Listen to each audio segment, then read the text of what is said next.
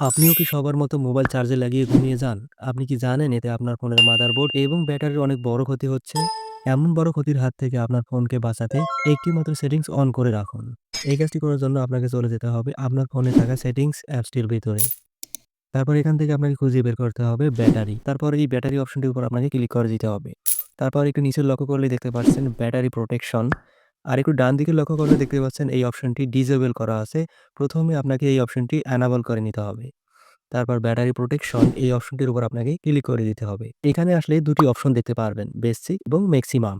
আপনার ফোনে ম্যাক্সিমাম অপশনটি সিলেক্ট করা থাকবে। তো আপনি বেসিক অপশনটি সিলেক্ট করে দিবেন।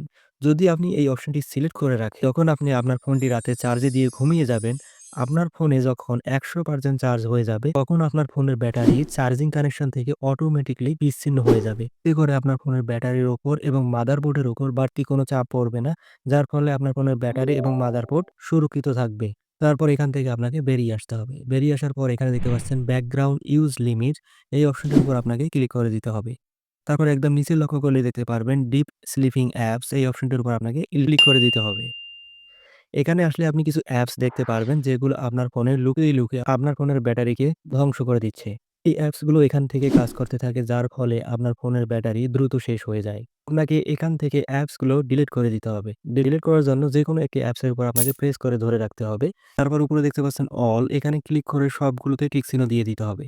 তারপর নিচে লক্ষ্য করলে দেখতে পারবেন রিমুভ, এই অপশনটির উপর আপনাকে ক্লিক করে দিতে হবে। ক্লিক করে দেওয়ার সাথে, সাথে দেখতে পারবেন আপনার ফোনে লুকিয়ে থাকা সেই অ্যাপসগুলো এখান থেকে ডিলিট হয়ে গেছে।